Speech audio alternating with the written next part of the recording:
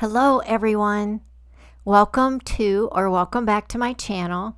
Today's video will be the first video in my craft fair series. This is project number 1 and I'll be making these floppy triangle purses or little bags, whatever you want to call them. They're really scrappy but a lot of fun. They open up like that, and you can put your little trinkets in there. You could put your sewing notions in there, but I think that they're really cute, and I just put a little bead on the end. And that one I did use the serger to go around. This one I used batting, and I sewed it and turned it inside out. But there's that one, all scrap fabric. And that one just has one type of fabric on the outside. And I like how these ones turned out really floppy. This was a tiny one I started with. And you can see the batting made it really thick. So I'm going to stay away from using batting for these. I think what I'll do is just use a stabilizer. Here is the quilting batting that I used, and it was too thick, and I don't have any thinner batting, but I think the stabilizer will work just fine. But these will be perfect for a gift. You could put candies in them. So I'm going to show you how I put these together. I created a template. I just made a 10-inch by 10-inch square, and then I cut out a 5 by 5-inch square, and that is my template for these triangle pouches. Very, very simple. And if you want to, you could screenshot this so that you have it as a reference. Here I'm just showing you the basic concept. It's just a little pouch, and if you pull on the string, it closes really easy. So what a fun and easy project to put together. And then you could use scrap fabric, any type of fabric you have. And I tried to make the dimensions really easy to follow. Just 10 by 5. And keep in mind, if you wanted, you could change this up and make it 12 inches by 6 inches, and then you would just cut out a 6-inch square. So you can make these any size you would want. I just needed a template that was easy for me to follow. Today's pouch was inspired by Rachel over at Stitch with Rachel, and she did the cutest little confetti crumb quilt. And I will link her channel and her video for that in the description box below. Thank you, Rachel, for the inspiration. Let's get started on today's project. Here I have some Pellon. I believe it is the P44F, and I cut it to 11 by 11 inches. That is what I will attach our confetti scrap fabrics to. In here I have a basket of crumbs. I always save these. Normally I use these for filling, but after watching Rachel's video, I just knew I had to try it to make one of these cute little floppy pouches. So I'm just going to take some crumbs and start putting them on the adhesive side up of my stabilizer. I do want to be sure that I lay that template on there to make sure I have enough stabilizer for the project, and that's what I did there.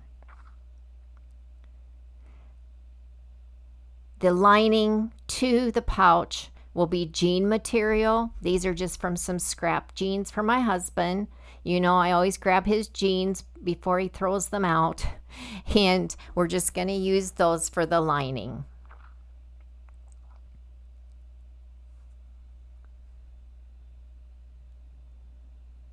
And then I went looking for my tulle, and I do have some scrap tulle that is to put on top of our fabric crumbs.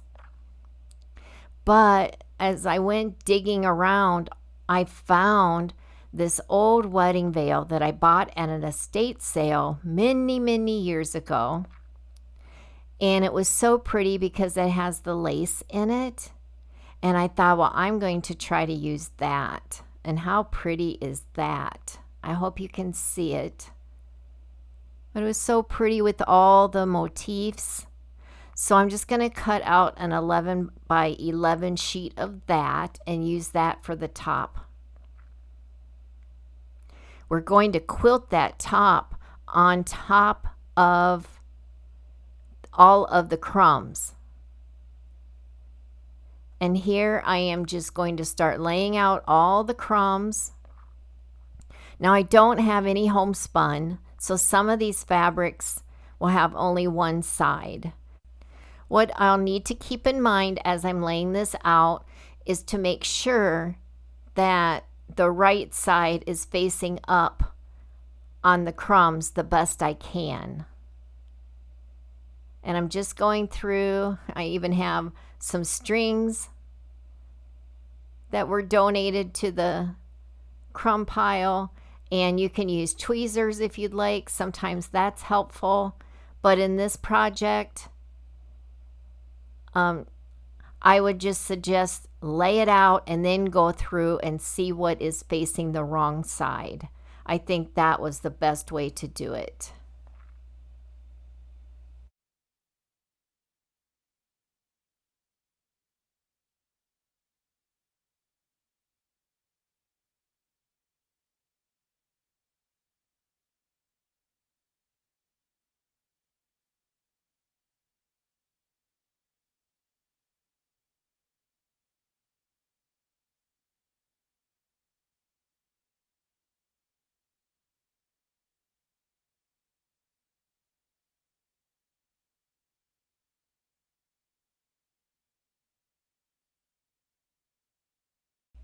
In Rachel's video, she made a pillow.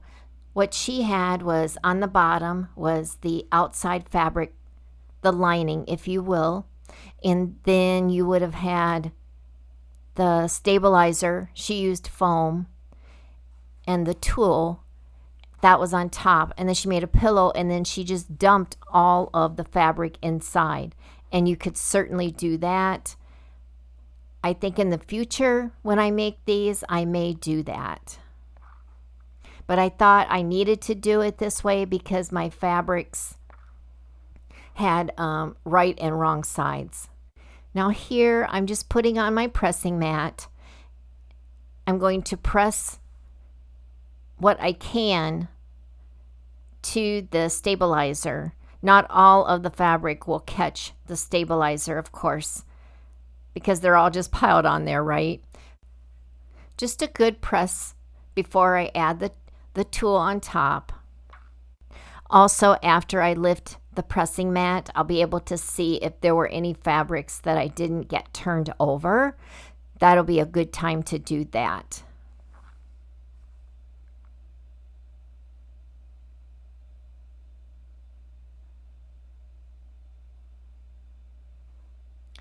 And some did lift up, which is fine. Not too many. But it all got a good press. And it will be ready for me to put that tulle on top.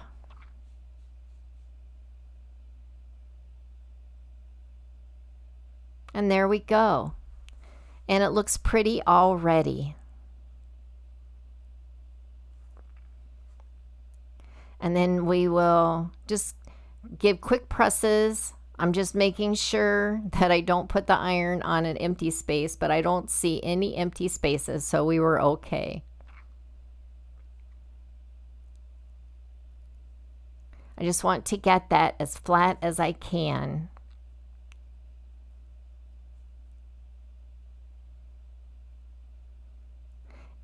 Put on as little or as much as you want. And your crumbs might be even smaller than mine. I see a little spot there that needed something. But just a great way to use up those tiny pieces. It's time to lay the tulle on there, and look how pretty that is. I think it'll be perfect for this. So pretty.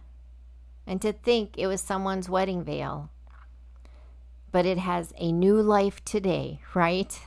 And there is my jean panel, and it is 11 by 11.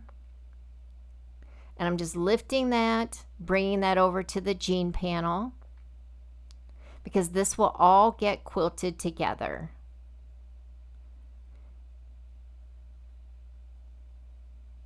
That will be so pretty.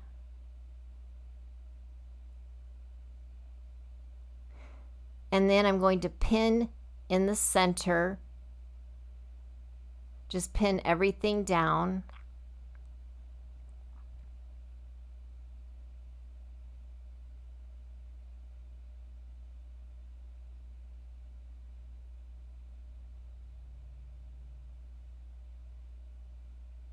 Making sure I don't spill anything.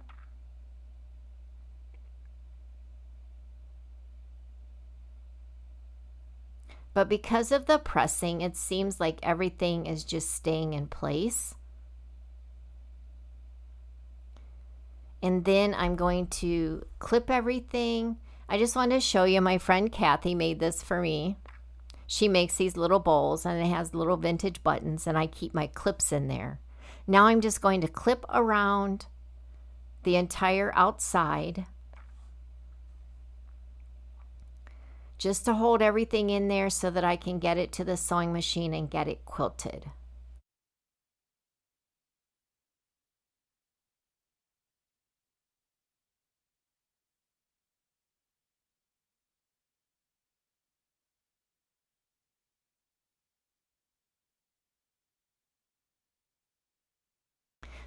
I'm going to sew around the perimeter, and then the quilting will be, I was going to do hex lines, straight lines, and then I ended up doing 45-degree angles. I'll do that and be right back. I'm back from quilting, and that did not really take long at all. And look how pretty. And all of the pieces are enclosed. Nothing's going anywhere. And I used my gold thread on the back to match the jean material. And I think that turned out really pretty as well. So that will make a really nice lining. A little piece of fabric got stuck there. There we go. It'll get trimmed off anyway. And there are a couple pieces that got flipped, but that's fine. I think it still looks really pretty.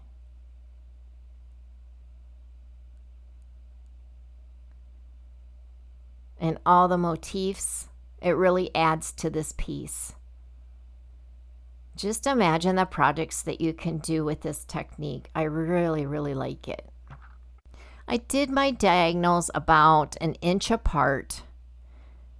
You can do them more narrow if you like to. Some of them you can see are a little bit more narrow because I didn't really draw any lines to do those. So now it's time to trace the template onto the back. But that is so pretty. I really like it. All from scraps.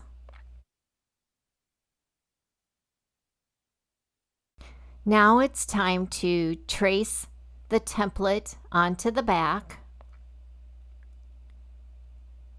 I'm just going to use my chalk pencil for that. And that's why I went with the 11 inch, just to be sure that I had enough for our 10 by 10 square. And we'll just trace all the way around and cut it out.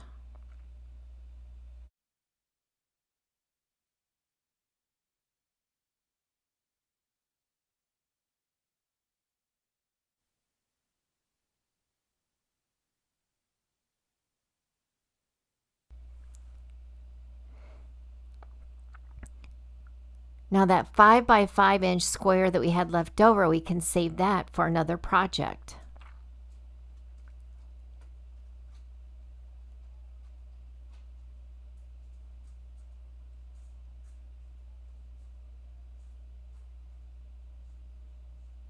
I have a lot of blocks left over from other projects that I really need to get to.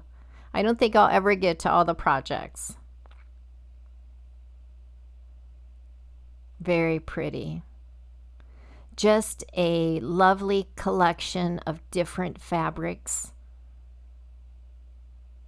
So pretty. And then we just need to trim up the rest.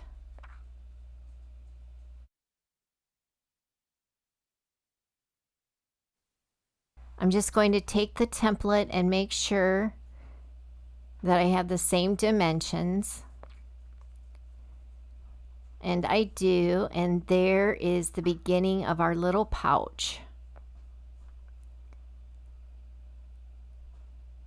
And the jean material will be the inside lining.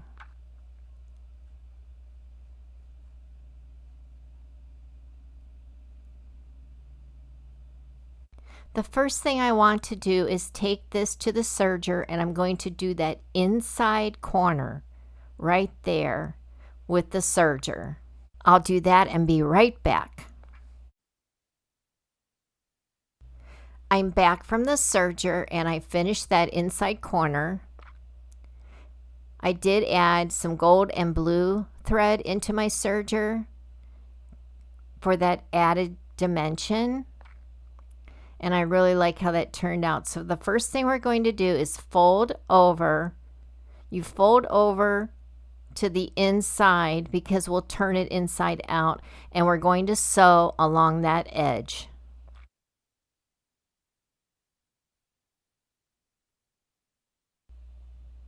I'll take this to the serger and I'll be right back. I'm back from the serger, and I did end up sewing all the way to the top because I wanted to finish that edge. And I'm just trimming up here. But that was really easy. Now you're just going to fold down as such. And you can see the beginning of our pouch. So simple. Just line that up, and we're going to sew that, the bottom, and we're going to sew the top closed. And I'll do that, and I'll be right back. We are almost done. Look at that. We now have our little slipper that's going to be a pouch. We're going to turn that inside out. Poke out those corners the best you can.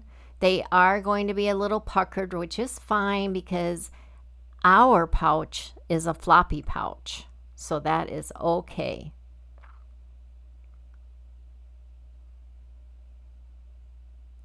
Then what we're going to do, look how pretty.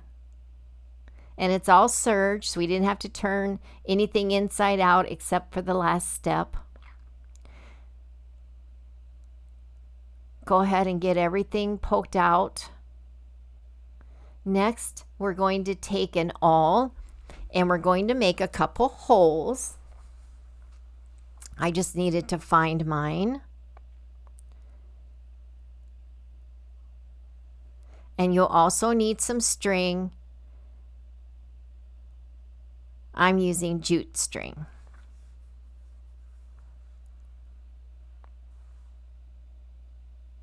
This sometimes is tricky, but I always just pull out my old one so that I can look at it to make sure I get it right. I sometimes get confused as to where the string goes, but it's easy enough since you have the holes in the top to take it out and try again. And I forgot to mention you'll need some beads as well. Just the size bead that you can get the jute through. And here I'm just checking to be sure where I need to put the strings.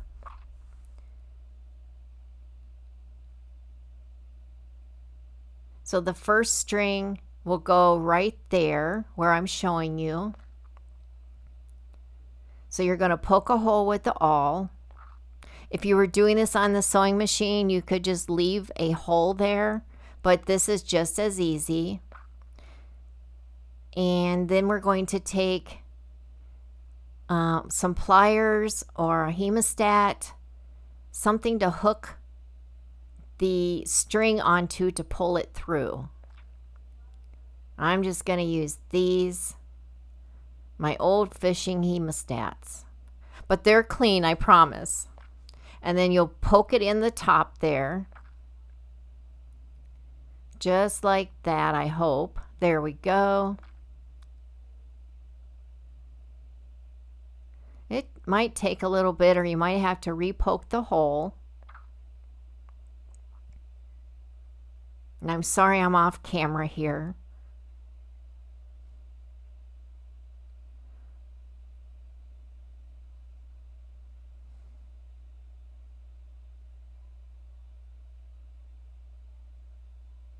And there is where it goes. And then you'll grab the end of your strings. I doubled up my string, but you could just use a single strand as well. And I'm just going to hook those on there and pull them through. Oops, they fell off. I might have to put them up, put the hemostats up a little more.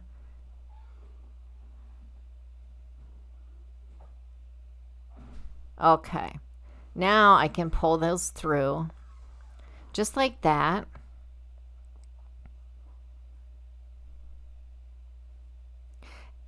Next, I want to put the beads on. And I just want to make sure you can see what I did there.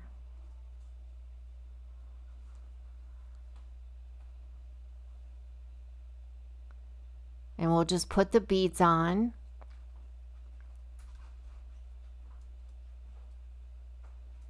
And this is a little tricky too. If you have a trick for putting on beads, I'm sure if I used a wire needle or something like that, but I need to get 2 strands through these beads, and I know I can.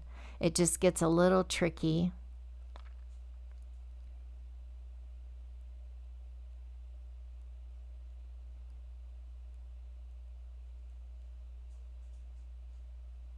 There we go. We have both of those.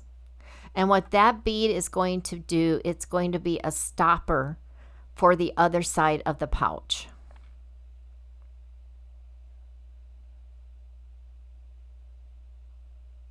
And there you have it. Just pull on that and that will not come out. And then I'm just cutting so that I have 2 strands on the other side.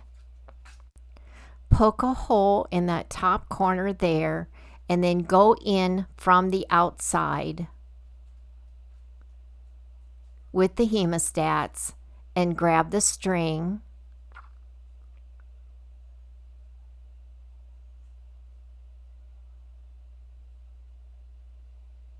I almost went in from the inside, but you have to come in from the outside.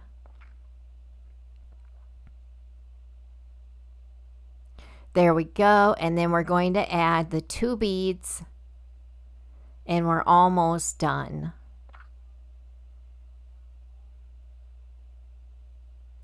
There's 1 bead, and our second bead, and I'll just tie that off. And just remember, you can decorate these however you want. You could do tassels on the end. And there we have it. Our scrappy, floppy triangle pouch. All scrap fabric. And it was serged, which I really like. But this will be one of my craft fair items that I'll have for sale. Let me know in the comments what you think. If you have any questions, please leave those below in the comments.